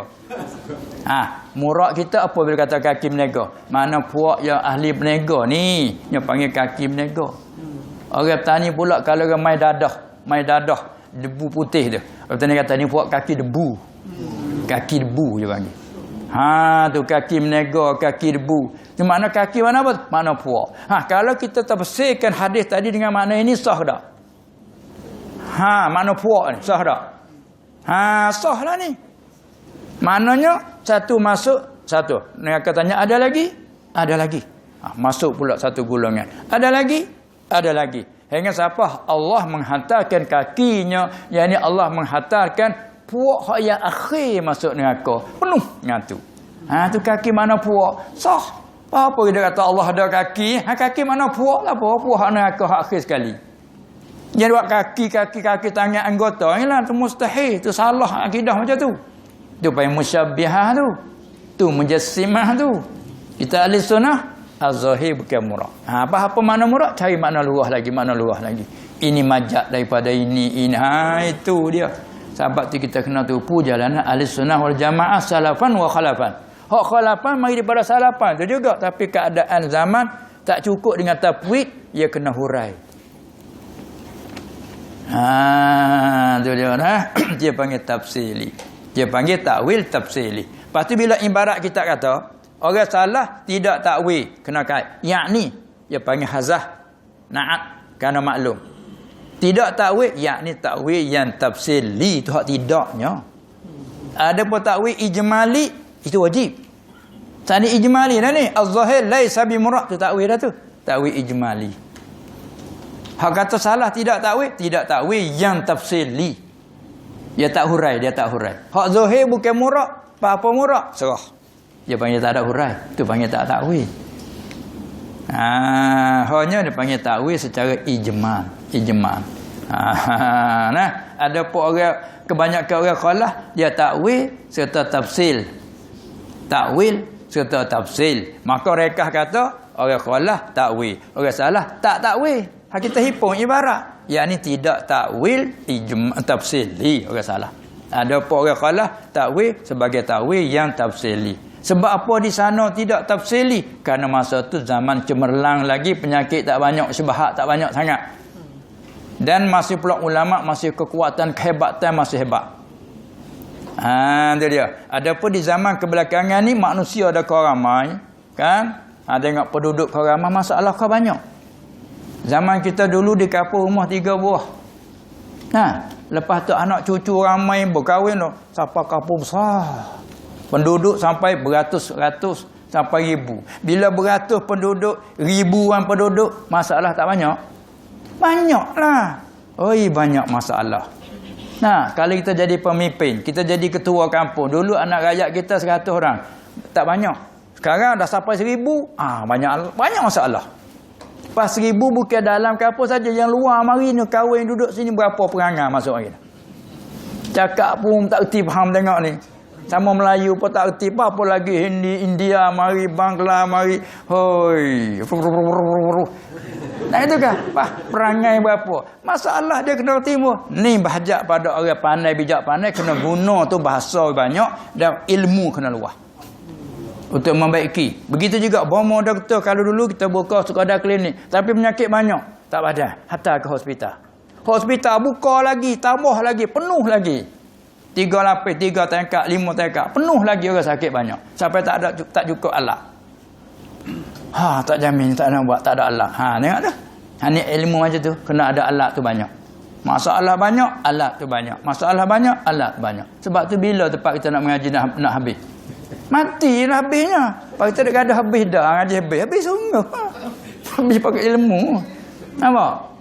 Itulah di antaranya maksud daripada salah khalah tu begitulah. Fahamlah masalahnya deh. Itu berbezanya. Kedua-dua ialah demi untuk menjaga kesucian akidah. Nak bina datang agama Islam, agama yang suci, agama yang bersih. Tapi bila didatangi oleh segala kelam kabut, syubhat, kekeliruan dan apa lagi yang nak menghilangkan kesucian, wajib atau orang yang pandai itu kena daf'u syubhat. Wajib kena menolakkan syubhat dengan bagai-bagai lah. Itu sangat perlu kepada alat perkakar ilmu tu kena banyak. Yang sebab Quran dengan ada ayat mutasyabihat itu yang membangkitkan kita di atas banyak kena ilmu. Sebab itu ulama dia tidak menjemu-jemu kena ilmu. Kan? Supaya ahli kebun tak jemu ke kebun. Ada dah 50 ekar kebun. Ada orang jual, beli lagi. Kan nak jual jangan ajak orang lain duk sepadan dah tu. Ajaklah walha Allah tak habis nak bercara dah, beli lagi. Kan? Supaya juga kalau perempuan masuk dia kedai kat kedai baju banyak, beli lagi, tak ada cukup lagi. Tu nak ayat kata itulah ilmu dia tak dikenyang oleh para ulama. Rahimahumullah taala. Itulah terasa dengan perjanjian tadi. Sampai masanya. Sampai masa. Patut ada lagi soalan tadi. Kan? Cukup dah rasanya. Yang serigala dengan anjing tu. Serigala dengan anjing tu. Serigala dengan anjing. Baik, di sini serigala ni panggil anjing dah. Tak panggil anjing dah. Kalau Arab dia panggil apa? Bukan sa'lab. Sa'lab halal dimakan. Zibun. Akalahu zib. Pas tengah kiraat akalahu zib. Ada ibdal. Luah ibdal. Zibun, zibun. Tu diterjemah serigala. Ada kata serigala, ada kata serigala. Serigala. Tapi kita orang petani dia ada tambah anjing. Tu keliru tu. Anjing serigala. Bila tubik kelimah anjing keliru. Ni sebahat lah. Ayat mutasyabihah. Tu timbul masalah tu.